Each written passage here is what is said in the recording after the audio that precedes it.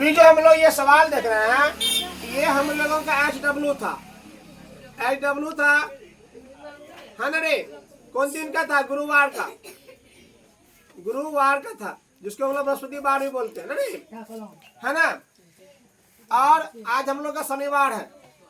शुक्रवार को चेक इसलिए नहीं हुआ, शुक्रवार को हम लोग क्या करते हैं, अपनी संस्था को बंद रखते हैं, अपनी कोचिंग क्या रहता है, बंद रहता है।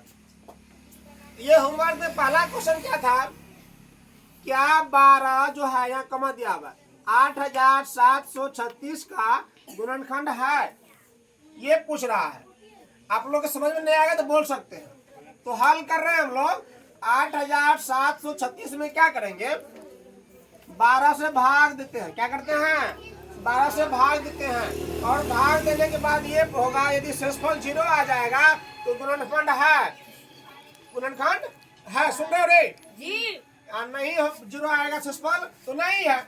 भाग दो, 12 से भाग देंगे 8736 में, तो 12 सतह कहाँ बोल रहे हो तुम लोग? 12 सतह 84। अब 7 में से 4 घटा दो, 7 में से 4 का 3 बचा रे, तो कट गया।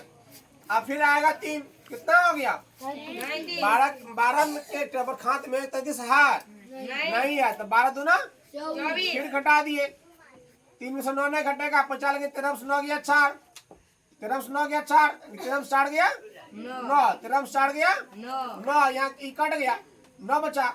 फिर आएगा 6, 96 हो गया, 12 8 है 96। हाँ 0 तो बच गया, शेषफल आएगा 0, तो लिख दिया। अतः 12 जो है, अतः 12 8736 क्या है, गुणनखंड है। अगला क्वेश्चन क्या है बाबू, 14 का गुणनखंड लिखे। आप लोग ध्यान दीजिए, 14 का गुणज लिखे। गुणज, गुणज क्या होता है? 14 किसको किसको काट सकता है, किसको किसको, यानी 14 से जिसमें भाग लग जाएगा उस पर 0 आएगा, वो उसका गुणज होगा। तो 14 आएगा 14, 14 में 28, 42, 56, 27 से अनंत तक निकाल सकते हैं हम लोग, है ना? इस तरह से हम लोग गुणज निकालेंगे। अब यहाँ देखो, बात नहीं, निम्नलिखित में कौन कौन अभाज्य संख्याएं हैं? ध्यान दो, यहाँ पढ़ने आए हो ना जी, मूर्ति की तरह बैठे मत रहो। 23 है, 28 है, 42 है, 9 है और 31। अब ये जांच करो, 23 का गुणनखंड निकालते हैं हम लोग। 23 का क्या करते हैं, गुणनखंड कितना होता है? 23 होता है और 1 होता है, यानी 23 जो है सिर्फ 23 से कटेगा पूरा पूरा, या तो 1 से कटेगा, ये ना। इस प्रकार 23 का मात्र 2 गुणनखंड है। कितना है? 2 गुणनखंड है, लगा दो यहाँ पर 2 गुणनखंड है।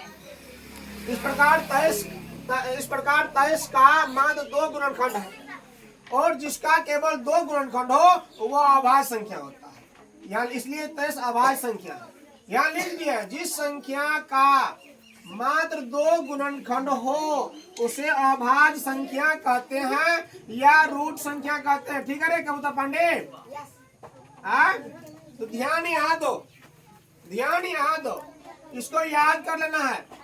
क्वेश्चन क्या बनेगा, अभाज्य संख्या या रूट संख्या किसे कहते हैं? झिंगा झा।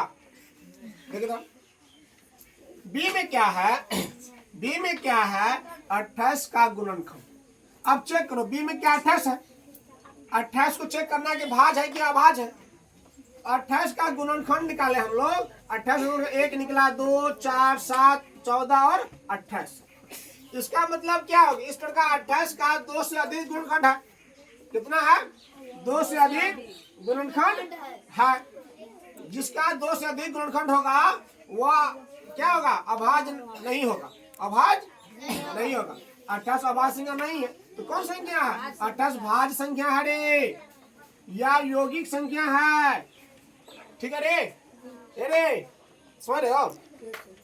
जिस संख्या का 2 से अधिक गुणनखंड हो उसे हम लोग भाज्य संख्या। ए मिस्त्री, जिस संख्या का 2 से अधिक गुणनखंड हो उसे भाज्य संख्या कहते हैं। यहाँ गाना गा रहे हो, 42 का गुणनखंड मोने मन गा रहे हो, 42 का गुणनखंड। अब चेक करना है 42 जो है तुम्हारा, यह भाज्य है कि अभाज्य है? 42 का गुणनखंड निकाल रहे हैं हम लोग 100। तो 42 का गुणनखंड निकला 1 2 3 6 7 14 21 और 42। इसका भी 2 से अधिक में हो गया, अतः 42 अभाज्य संख्या। अभाज्य संख्या है, अभाज्य संख्या नहीं है, ये अभाज्य नहीं है, अभाज्य संख्या यहाँ पर लिख सकते हो। क्या लिख सकते हो? अभाज्य संख्या, अभाज्य संख्या नहीं है। ठीक है, अब इधर देखो कह रहा है, अब बी में क्या 9 है, 9 को चेक करो। 9 जो है तुम्हारा यह भाज्य है क्या अभाज्य है? तो 9 का गुणनखंड किया हम लोग, 1 आया 3 आया और 9 आया। ठीक है, सुनो ना, तो अतः 9 जो है अभाज्य संख्या नहीं है, 9 अभाज्य संख्या नहीं है। क्यों नहीं है? क्योंकि इसका 2 से अधिक गुणनखंड हो गया। जिसका 2 से अधिक गुणनखंड हो वो अभाज्य संख्या नहीं होता। अब यहाँ देखो 31 का गुणनखंड, अब 31 चेक करो कि यह भाज्य है क्या अभाज्य है। तो 31 का गुणनखंड 1 और 3 है, 1 और 3 है, 2 n हुआ। जिसका मात्र यानी केवल 2 गुणनखंड हो, जिस संख्या का मात्र 2 गुणनखंड हो वह अभाज्य संख्या होता है। यह अभाज्य संख्या हो गया ना। निम्नलिखित में जो सत्य है उसके आगे सही वाला चिन्ह, सत्य का चिन्ह, और जो गलत है उसके आगे गलत का चिन्ह लगावे। सुन रहे हो ना? तो वह संख्या जिसके केवल एक अपवर्तक होते हैं वह संख्या 1 है। वह संख्या क्या है? 1 है। इसका मतलब ये सही है। ये क्या है? सही है, क्योंकि 1 का केवल एक ही अपवर्तक होता है, एक ही होता है। ठीक है, वह संख्या, वह सबसे छोटी अभाज्य सम संख्या, सबसे छोटी अभाज्य सम संख्या 2 ही है। क्या है? 2। ये भी सही हो गया। सबसे छोटी भाज्य संख्या 6 है, ये गलत। सबसे छोटी भाज्य संख्या क्या है? 4 है। क्या है? 4 है। सभी सम संख्याओं का सम संख्या है भाज्य संख्या है।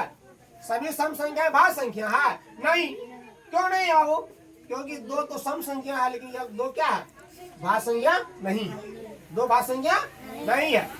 2 अभाज्य संख्याओं का योग देख रहे बाबू यहाँ रे, 2 अभाज्य संख्याओं का योग सम होता है।